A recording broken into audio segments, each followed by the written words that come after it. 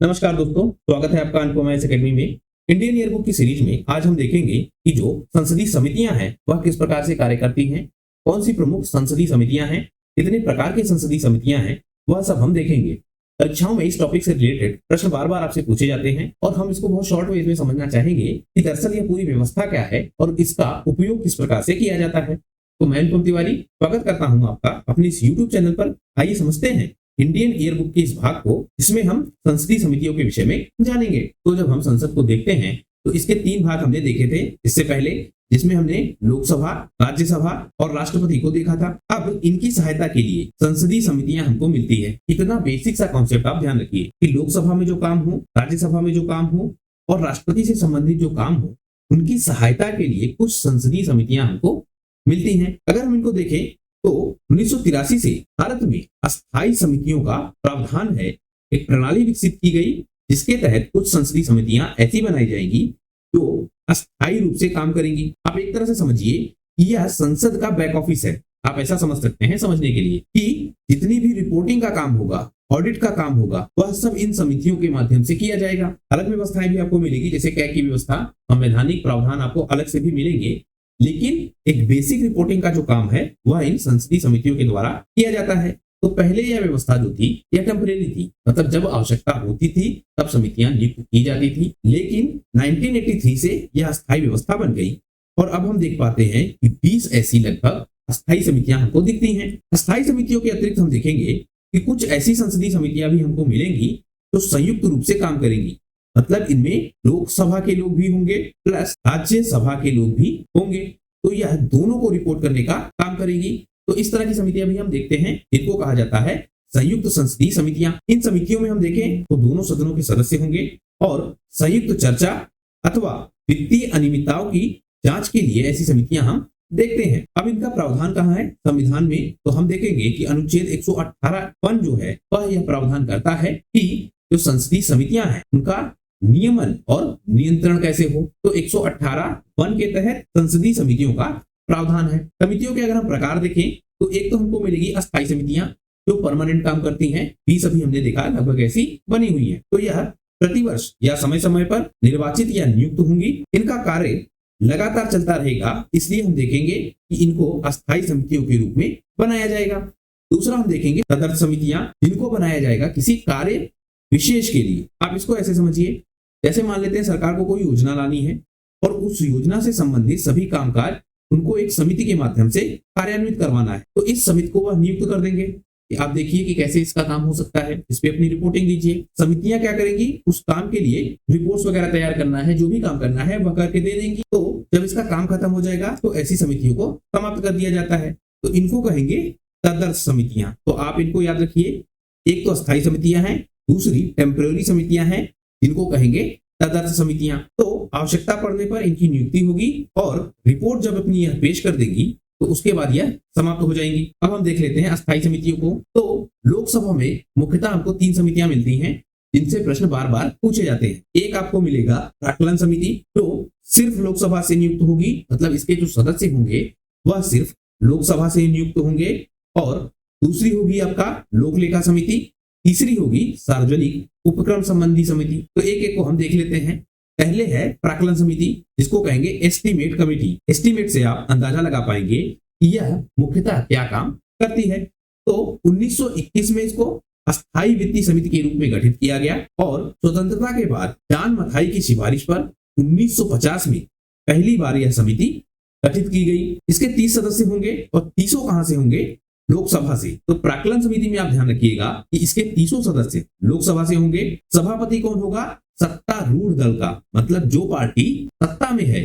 जैसे मान लेते हैं बीजेपी सत्ता में है तो इसका जो मेंबर होगा वही इस समिति का अध्यक्ष होगा या सभापति होगा। इस समिति का कार्य क्या है, बजट में सम्मिलित अनुमानों की जांच करना, मतलब बजट में जो प्रावधान दिए गए हैं उन सारी डेटा की जांच करना। लोक व्यय में मितव्ययिता, मतलब कम खर्चा हो उससे संबंधित सुझाव देना। और सतत आर्थिक समिति के नाम से भी इसको जाना जाएगा। क्यों, क्योंकि इसका काम क्या है कि जो भी खर्चा हो रहा है वह ठीक से हो, उस पर यह ध्यान रखती है, इसीलिए इसको सतत आर्थिक समिति भी कहेंगे। यह फैक्ट आप जरूर ध्यान रखिएगा। इसका कार्य यह जांच करना है कि नीति अनुमानों के अनुसार ही धन अपनी सीमाओं में हो, मतलब जितना डिसाइड किया गया है उतना ही खर्चा हो, वही इसका मुख्य काम है। तो एस्टिमेट बनाने का यह काम कर रही है कि जितना हमने एस्टिमेट किया, जितना हमने बताया कि कितना खर्चा होना चाहिए, कितना खर्चा नहीं होना चाहिए, उसी को कंट्रोल करने का यह काम करेगा। लेकिन एक तथ्य आप ध्यान रखिएगा कि इस पर बाध्यता नहीं है कि एक साल के दौरान जितने खर्चे हो रहे हैं यह सबकी जांच करे। मतलब पूरी बजटीय व्यवस्था को यह नहीं देखता है, कुछ प्रावधानों को देखता है। आप समझिए कि सैंपल साइज देखता है। मतलब बजट में मान लेते हैं 100 योजनाएं हैं और 100 योजनाओं से संबंधित प्रावधान है, तो यह क्या करेगी, इन 100 योजनाओं में से 10 को उठा लेगी और उस 10 से संबंधित रिपोर्ट बना देगी। तो एक तरह से क्या करेगी, सैंपल साइज लेकर या उस पर रिपोर्टिंग करेगी, इससे समझ में आ जाएगा कि जो कामकाज है वह किस तरह से चल रहा है। दूसरा है आपका लोक लेखा समिति, जिसको कहेंगे पब्लिक अकाउंट्स कमिटी। अब यह देखिए आप, पब्लिक अकाउंट्स कमिटी आम जनमानस का जो पैसा है उससे संबंधित यह कमेटी है, इतना आप ध्यान रखिए। तो इसकी स्थापना कब हुई, भारत शासन अधिनियम 1919 के तहत 1921 में इसकी स्थापना हुई। 22 सदस्य इसके होते हैं, 15 लोकसभा से और 7 राज्यसभा से। ये जहां भी इस तरह से लिखा होगा 15 + 7 या 10 + 5, तो आप ध्यान रखिएगा कि पहला वाला लोकसभा होगा और दूसरा वाला राज्यसभा। तो 15 + 7 मतलब लोकसभा से 15 और राज्यसभा से 7 सदस्य। इनका चुनाव कैसे होगा, तो जो संसद के सदस्य हैं उनके माध्यम से इनका चुनाव होगा। एकल संक्रमणीय सिद्धांत के आधार पर इनका चुनाव होगा और यह संसदीय सदस्यों के मध्य से ही चुने जाएंगे। इनका कार्यकाल 1 साल का हमको मिलेगा। मंत्री इसका सदस्य नहीं होगा, यह आप ध्यान रखिएगा कि पब्लिक अकाउंट कमेटी का सदस्य मंत्री आपको नहीं मिलेगा। समिति के अध्यक्ष का चुनाव इसके सदस्यों के बीच से किया जाएगा और यह काम करेगा कौन, लोकसभा अध्यक्ष। तो लोक लेखा समिति का अध्यक्ष समिति के सदस्यों में से होगा और चुनाव कौन करेगा, लोकसभा अध्यक्ष। लेकिन एक परंपरा मिलेगी आपको 1967 से, यह परंपरा है, संवैधानिक प्रावधान नहीं है, यह आप ध्यान रखिएगा। एक परंपरा है कि जो विपक्ष का व्यक्ति है या जो विपक्षी दल का व्यक्ति है उसको इस समिति का अध्यक्ष बनाया जाएगा। चुनाव कौन करेगा, लोकसभा अध्यक्ष। समिति का सदस्य ही इसका अध्यक्ष होगा और अध्यक्ष किसको बनाया जा रहा है, विपक्षी दल के नेता को। लेकिन यह प्रावधान है एक परंपरा के तौर पर, कोई संवैधानिक व्यवस्था के तहत ऐसा नहीं किया जा रहा है। यह क्या काम करेगा कि भारत सरकार के विनियोग तथा वित्त लेखा और लेखा नियंत्रक एवं महालेखा परीक्षक की जो वार्षिक रिपोर्ट है उस रिपोर्ट की यह जांच करेगा। यह तय करता है कि जो सरकारी धन है वह संसद के निर्णयों के अनुरूप ही खर्च हो। मतलब जो आम जनमानस का पैसा है जो पहुंच रहा है सरकार के पास, तो सरकारी धन ठीक से खर्च हो उसकी देखरेख यह करता है। यह अपव्यय, हानि और निरर्थक व्यय के मामलों को देखता है और उस पर सरकार का ध्यान आकर्षित करता है कि देखिए आप यहाँ गलत पैसा खर्चा कर रहे हैं, यहाँ आपको नहीं खर्चा करना चाहिए। तो नियंत्रक और महालेखा परीक्षक है, यह 3 रिपोर्टें सौंपता है किसको, राष्ट्रपति को। और जो ये पब्लिक अकाउंट कमेटी है यह जांच करेगी किसकी, कैग की रिपोर्ट की। तो विनियोग लेखाओं संबंधी लेखा परीक्षा, वित्त लेखाओं संबंधी लेखा परीक्षा और सरकारी उपक्रमों संबंधी लेखा परीक्षा रिपोर्ट, तो 3 रिपोर्टें शामिल होंगी। तो कौन देगा, कैग। और इन रिपोर्टों की जांच कौन करेगा, पब्लिक अकाउंट कमेटी। अगला देखिए आप, सरकारी उपक्रम समिति, तो गवर्नमेंट अंडरटेकिंग कमेटी। इसमें क्या प्रावधान है, कृष्ण मेनन की समिति पर 1964 में यह नियुक्त हुई और 15 सदस्य इसमें भी मिलेंगे आपको, 10 लोकसभा से और 5 राज्यसभा से। 1974 से क्या प्रावधान हुआ कि इनके जो सदस्य थे उनको क्या कर दिया गया, 22। मतलब पहले 15 थे, बढ़ाकर इनको कर दिया गया 22। और अब हम देखेंगे तो 15 लोकसभा से और 7 आपको राज्यसभा से इसके सदस्य मिलेंगे। इसका सभापति कौन होगा, वह लोकसभा से चुना जाएगा। पब्लिक अकाउंट कमेटी में हम देख रहे थे कि ऐसी कोई शर्त नहीं थी, विपक्ष का नेता होगा वह भी एक प्रावधान है, मतलब एक व्यवस्था बनी हुई है। लेकिन हम देखेंगे कि जो सरकारी उपक्रम समिति है इसमें जो सभापति होगा वह कहां से होगा, लोकसभा से। और उसका चुनाव कौन करेगा, लोकसभा द्वारा यह चुना जाएगा। इसका कार्य क्या है, तो महालेखा परीक्षक की कोई रिपोर्ट तो इसको सौंपी जाए उसकी यह जांच करेगा। सरकारी उपक्रम कुशलता पूर्वक चलाए जा रहे हैं यह सुनिश्चित करने का काम करेगा। और जो सरकारी उपक्रमों पर रिपोर्ट है उस रिपोर्ट की यह जांच करेगा। जो कैग की रिपोर्ट आएगी सरकारी उपक्रमों से संबंधित, उस रिपोर्ट को भी यह देखेगा। तो बेसिकली इसका काम क्या है कि जितनी भी सरकारी संस्थाएं हैं या सरकारी उपक्रम है वह ठीक से चल रहे हैं या नहीं चल रहे हैं उसकी यह जांच करेगा, स्पेशली उनका अकाउंटिंग पार्ट। एक चीज आप ध्यान रखिए कि यह जो समिति है यह क्या नहीं करती है ये ज्यादा पूछा जाता है। मतलब बाकी 2 समितियां जो आपकी हैं उनमें यह पूछा जाएगा कि यह क्या काम करती है, लेकिन इस समिति के बारे में एक खास चीज, एक पैटर्न बना हुआ है कि इससे यह पूछा जाता है कि यह क्या काम नहीं करती है। तो उसको भी आप देख लीजिए कि ये क्या है, कि अगर कोई ऐसी सरकारी नीति है जिसको स्पेशली अलग से रखा गया है या कोई टारगेट है सरकार का और उसको लेके सरकार कोई अलग से नीति बना रही है, तो उसको इसकी जांच में शामिल नहीं किया जाएगा। तो दैनिक प्रशासन से संबंधी मामले हैं उसको भी यह उपक्रम समिति नहीं देखेगी। यह काम नहीं करेगी कि रोज के जो बेसिक वर्क है उसमें टोका टाकी का काम करे, तो वह भी नहीं करेगी।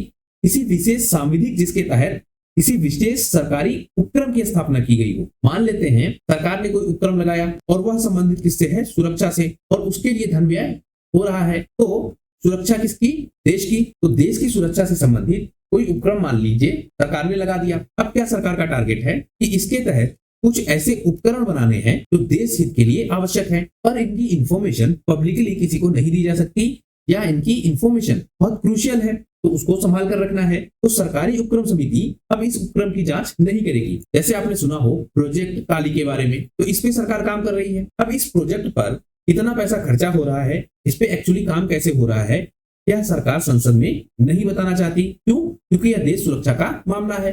तो अब जो ये सरकारी उपक्रम समिति है, गवर्नमेंट अंडरटेकिंग कमेटी है, वह इसकी जांच नहीं करेगी। तो यह भी आप ध्यान रखिएगा। फिर हम कुछ विभागीय अस्थायी समितियों को देख लेते हैं। तो लोकसभा के जो नियमों संबंधी समिति है, इसने 17 विभागीय अस्थायी समितियां बनाई हैं और 1993 में इनका गठन किया गया। लेकिन फिर क्या हुआ, जुलाई 2004 में सरकार को आवश्यकता हुई कि इन समितियों की संख्या को बढ़ाया जाना चाहिए, तो नियमों में संशोधन हुआ और 7 ऐसी और समितियां गठित की गई।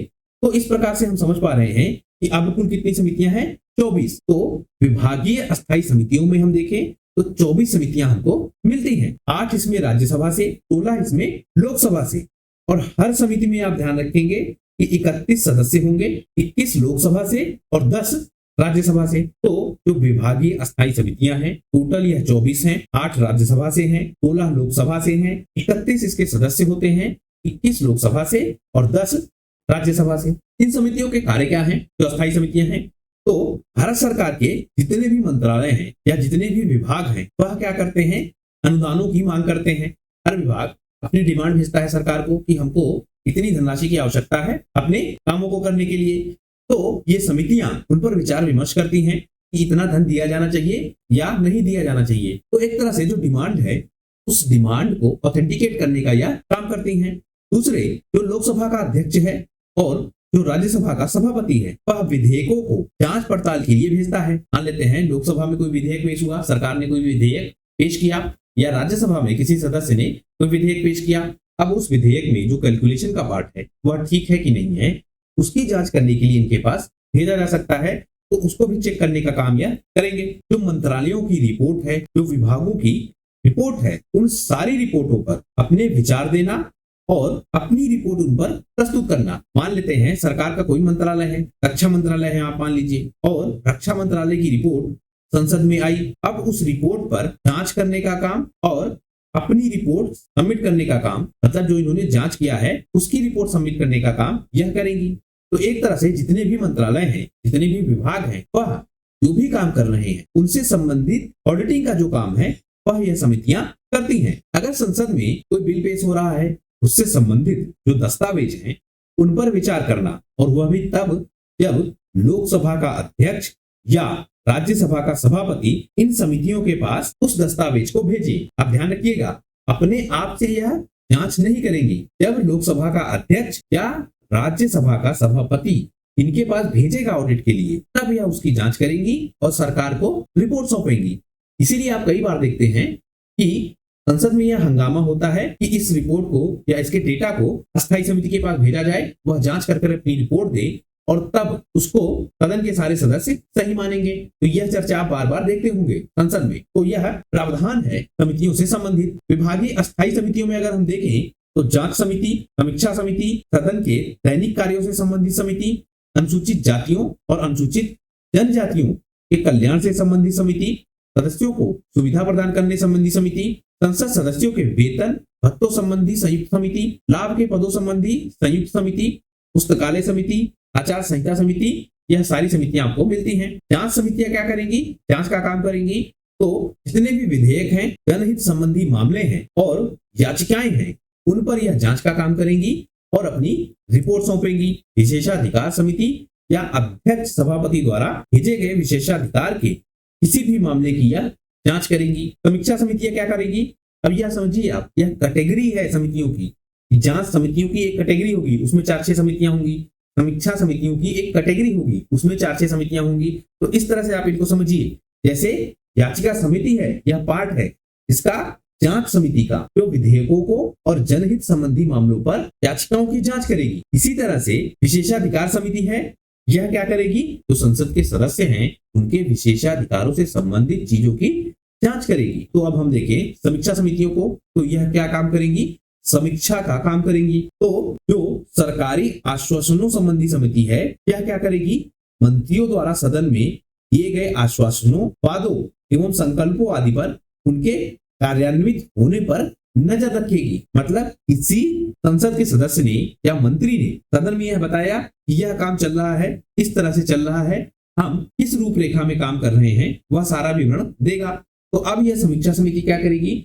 उसको चेक करेगी। मतलब मामला जाएगा कहाँ? सदन में, और सदन में यह बात उठेगी कि इसकी जांच कराई जाएगी समिति से। तो समीक्षा समिति क्या करेगी? इसकी जांच करेगी और जांच कर अपनी रिपोर्ट सदन में दे देगी, जिससे यह पता लगेगा सभी सदस्यों को कि जो सरकार कह रही है या जो मंत्री कह रहे हैं वह बात सही है या नहीं है। मान लेते हैं सरकार कहती है कि हमने शौचालय बनवाए या जन सुविधा केंद्र बनवाए। अब क्या होगा? संसद के सदस्य या जो विपक्ष के लोग हैं वह खड़े हो जाते हैं कि भाई सरकार झूठ बोल रही है, इतना तो नहीं बनवाया है। सरकार ने डेटा दिया कि भाई हमने इतने ये बनवाए, इतने बनवाए। तो ये लोग क्या करेंगे? जो विपक्ष के लोग हैं यह क्या करेंगे? सदन में मांग करेंगे सभापति से कि आप इसको संसदीय समिति के पास भेजिए या अस्थायी समिति के पास भेजिए, जिसका नाम है समीक्षा समिति। तो अब समीक्षा समिति के पास यह रिपोर्ट जाएगी कि सदन में हमको इस तरह का डेटा देना है। वह अपना डेटा बनाकर सदन में प्रस्तुत करेगी, जिससे यह ऑथेंटिकेट होगा कि जो सरकार डेटा दे रही है वह डेटा ठीक है या नहीं है, या सदन में जिस कार्रवाई की बात की जा रही है कि इस तरह से काम हो रहा है, वह काम ठीक से हो रहा है या नहीं हो रहा है, उसकी यह रिपोर्ट सदन में देगी। तो समीक्षा समिति का यह काम हो गया। तो अधीनस्थ विधि निर्माण समिति है, वह इस बात की जांच करेगी कि जितने भी नियम संविधान द्वारा दिए गए हैं उन पर सही से कार्यवाही हो रही है या नहीं हो रही है। मतलब जितनी भी प्रदत्त शक्तियां हैं उनका ठीक से उपयोग हो रहा है या नहीं हो रहा है, उस चीज का यह ध्यान रखेगी। संसद के पटल पर जितने भी कागजात रखे जाते हैं, मतलब जितने भी रिपोर्ट रखे जाते हैं जो कि मंत्रियों द्वारा पेश होते हैं, उनकी यह जांच करती है कि जो संसदीय नियम कानून है उनका ध्यान रखा गया है या नहीं रखा गया है। तो जितने भी समीक्षा के काम हैं वह समीक्षा समितियां करती हैं। सदन के दैनिक कार्य से संबंधित समितियां भी हमको मिलती हैं, जैसे कार्य मंत्रणा समिति। यह क्या करेगी कि सही से सदन में काम होगा, कब होगा, कैसे होगा, उसके लिए टाइम टेबल आप समझिए, उसको निर्धारण करने का यह काम करेगा। एक समिति आपको मिलेगी गैर सरकारी सदस्यों के विधेयकों तथा प्रस्तावों संबंधी लोकसभा की समिति। तो जो गैर सरकारी सदस्य हैं वह जब सदन में कोई विधेयक पेश करें तो उनके लिए सही समय मिले, उनको बहस का पूरा मौका मिले, इन सब से संबंधित जो प्रावधान है वह यह समिति देखेगी। लेकिन हम देखेंगे कि राज्यसभा में यह समिति नहीं है, और जो राज्यसभा की कार्य मंत्रणा समिति है वही क्या करती है?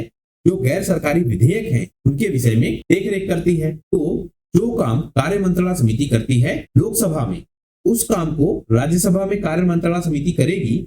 लेकिन उसके अलावा जो ये गैर सरकारी सदस्यों वाला काम है, यह काम भी कौन करेगी? कार्य मंत्रणा समिति। नियम समिति क्या करेगी? जो नियम कानून है उनसे संबंधित जो प्रावधान है उन पर यह ध्यान रखेगी। अनुपस्थित सदस्यों संबंधी लोकसभा की समिति।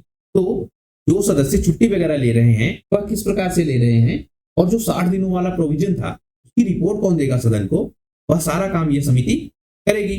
राज्यसभा में इस प्रकार की समिति नहीं है, यह भी आप ध्यान रखिए। कार्य मंत्रणा समिति आप देख लीजिए, लोकसभा के अध्यक्ष सहित 15 सदस्य इसमें आपको मिलेंगे। राज्यसभा में सभापति सहित 11 सदस्य आपको मिलेंगे। गैर सरकारी सदस्यों के विधेयक एवं संकल्पों संबंधी समिति के विषय में देखें तो लोकसभा के 15 सदस्य इसमें मिलेंगे। जो लोकसभा का उपसभापति है वह इसका अध्यक्ष होगा। एक आप देखिए अनुसूचित जाति एवं अनुसूचित जनजाति कल्याण समिति। तो 30 सदस्य इसके होंगे, 20 लोकसभा से और 10 राज्यसभा से।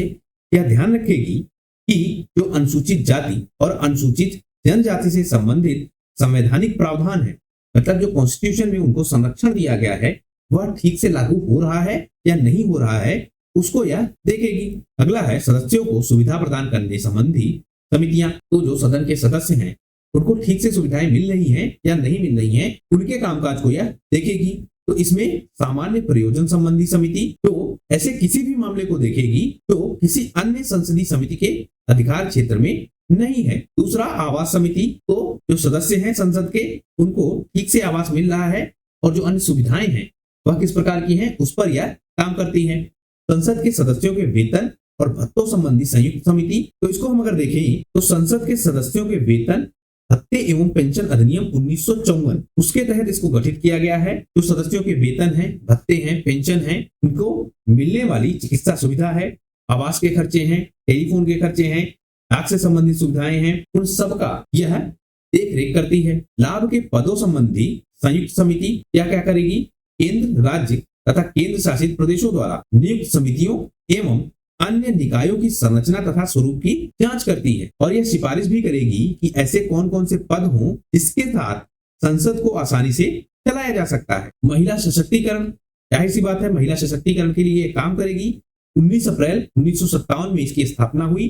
30 सदस्य इसके मिलेंगे, 20 लोकसभा से और 10 राज्यसभा से। आचरण समिति या आचरण को देखेगी कि जो संसद के सदस्य हैं उनसे संबंधित जो आचरण है उनको यह देखने का काम करेगी। स्थापना 4 मार्च 1997 में और लोकसभा में 16 मई 2000। तो राज्यसभा में इसकी स्थापना पहले हुई, यह ध्यान रखिए, लोकसभा में इसकी स्थापना बाद में हुई। सरकारी आश्वासनों संबंधी समिति, यह लोकसभा में 15 सदस्यों के साथ और राज्यसभा में 10 सदस्यों के साथ नियुक्त की जाती है। अधीनस्थ विधानों संबंधी समिति, इसमें दोनों सदनों में समिति के 15 सदस्य होंगे और 1953 में इसका गठन किया गया। सदस्यों की अनुपस्थिति संबंधी समिति, यह केवल लोकसभा में मिलेगी। हम देख रहे थे कार्य मंत्रणा समिति ही राज्यसभा में इनका काम देख रही थी और 15 सदस्य इसके लोकसभा से आपको मिलेंगे। नियम समिति, यह लोकसभा में अध्यक्ष सहित 15 सदस्यों की समिति है। राज्यसभा में अध्यक्ष सहित 16 सदस्य इसके मिलेंगे। सामान्य प्रयोजन संबंधी समिति, इसमें जो लोकसभा का अध्यक्ष है या राज्यसभा का सभापति है वही इसका पदेन सभापति होगा। पदेन सभापति का मतलब कि अगर वह अध्यक्ष नियुक्त हो गया तो अब उसको कोई अलग से नियुक्ति नहीं मिलेगी इस समिति के अध्यक्ष के रूप में, मतलब बाय डिफॉल्ट वह इस समिति का अध्यक्ष हो जाएगा। विशेषाधिकार संबंधी समिति,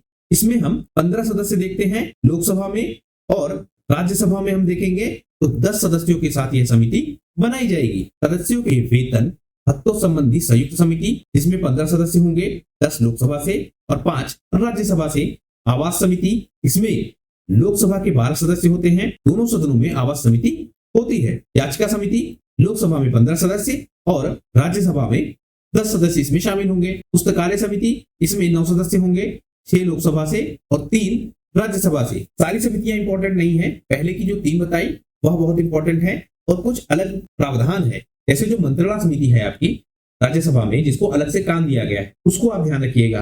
बाकी एक बार सिर्फ आप देखे रहिए कि इस तरह की कोई समिति भी होती है तो जब आपसे पूछा जाए तो आप उसको आंसर कर पाए। बहुत डिटेल में इसमें जाने की जरूरत नहीं है, स्टार्टिंग की 3 समितियों को छोड़ के। सभा पटल पर रखे गए पत्रों संबंधी समिति, इसकी स्थापना कब हुई? 1975 में। 15 सदस्य इसमें लोकसभा के शामिल होंगे और राज्यसभा में इसमें कितने होंगे? 10 सदस्य। लाभ के पद संबंधी संयुक्त समिति अगर हम देखें तो 15 सदस्य इसके मिलेंगे, 10 लोकसभा से, 5 राज्यसभा से।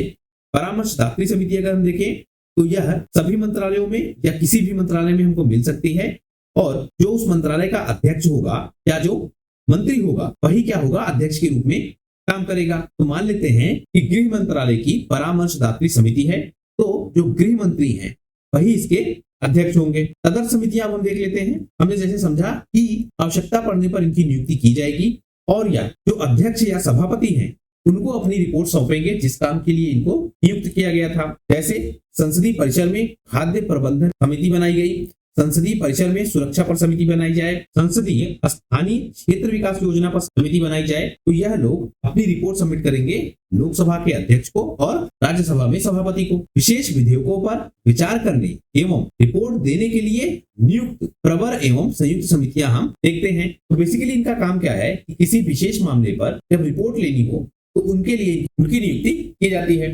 तो इस तरह से हमने जो संसद की समितियां हैं उनके विषय में काफी डिटेल से लिख लिया है। परीक्षाओं में इन्हीं से संबंधित प्रश्न बार बार आपसे पूछे जाते हैं। आपसे पूछा जाएगा कि इस समिति का काम क्या है, यह किसके अंतर्गत आती है, इसका अध्यक्ष कौन है, इसमें कितने सदस्य शामिल हैं, यही सारे प्रश्न बार बार आपसे पूछे जाते हैं। आशा करता हूँ यह वीडियो आपकी तैयारी के लिए उपयोगी साबित होगा।